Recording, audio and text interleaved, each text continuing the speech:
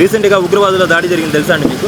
తెలుసండి. దాని పట్ల మీ అభిప్రాయం ఏంటి? మనం ఇండియా ఎదుగు డెవలప్ అవుతుందండి, పాకిస్తాన్ డెవలప్ అవ్వట్లేదు. అది వాళ్ళ మంట. ప్రతిసారి పాకిస్తాన్ వాళ్ళు మన మీదకి వచ్చేసి ఇట్లా బాంబులు వెళ్ళిపోతుంటే ఈసారి అట్లా కాకుండా మొత్తం కాశ్మీర్ మొత్తం మనం తీసేసుకొని పాకిస్తాన్ ఒక మనిషి కూడా ఇటువైపు రాకుండా ఒక బోర్డర్లా కట్టేయాలి అసలు. నమస్తే అండి, నా పేరు నాయసరావు అండి.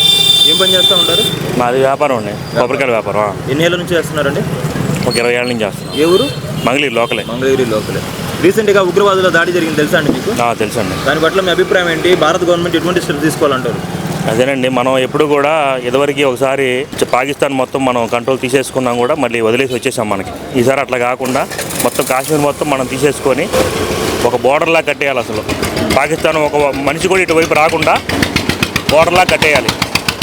బాగా ఈసారి స్ట్రాంగ్ యాక్షన్ తీసుకోవాలి. ప్రతిసారి పాకిస్తాన్ వాళ్ళు మన మీదకి వచ్చేసి ఇట్లా బాంబులు వెళ్ళిపోతుంటే ఇది కరెక్ట్ కాదు. స్ట్రాంగ్ యాక్షన్ అంటే ఎటువంటి యాక్షన్ తీసుకోవాలంటారు? అది మిలిటరీ యాక్షన్ కానీ ఇక ఏదైనా కానీ మోడీ గారు చూసుకోవాలి. యుద్ధంలో దిగాలంటారా? యుద్ధంలో దిగడం అంటే అది 140 కోట్ల మంది చూసి దాన్ని బట్టి దిగాలి. యుద్ధం దిగితే మరి నష్టాలు ఉంటాయి కదా? నష్టం ఉంటుంది, అటు ఉంటుంది ఇటు ఉంటుంది. ఏదైనా కానీ యుద్ధం దాకా రానియకుండా స్ట్రాంగ్ వార్నింగ్ ఇవ్వాలి పాకిస్తాన్కి. అది వార్నింగ్లు ఎన్నో ఇచ్చా, మరి విన్నారా? వినలేదు కదా. అదే ఇప్పుడు చేస్తున్నారుగా, వాటర్ ఆపేశారు, అలాంటివి చేయాలి. వాటర్ ఆపేయడం మంచిదేనంటారా? మంచిదే. మరి వాళ్ళు వాళ్ళ 23 కోట్ల మందిని పట్టించుకోకుండా ఎట్లా పడితే అట్లా చేస్తున్నారు కదా. వాటర్ ఆపడం మంచిదే. అంటే అందరూ కూడా జీవనాధారం తప్పదండి, మరి అది తప్పదు. వాళ్ళ ప్రజలను దృష్టిలో పెట్టుకున్నప్పుడు మరి మనకేం సంబంధం? చేయాలి, అట్లాంటి కఠినంగా చేయాలండి.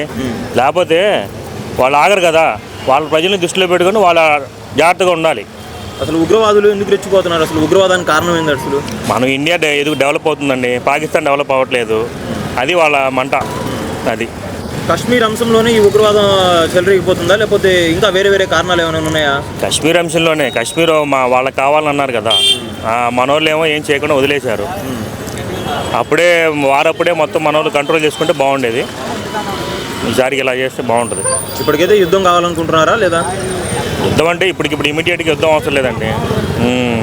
ఇదంతా వెనకమాల నుండి అమెరికా చేపిస్తూ ఉంటుంది, అవన్నీ మనకు తెలియదు. అమెరికా మరి మనతో ఉందంటారా వాళ్ళతో ఉందంటారా? అది న్యూట్రల్గా ఉంటుంది. అమెరికా ఇద్దరు కావాలి, ఎందుకంటే ఆయుధాలు అమ్ముకోవాలి అమెరికా.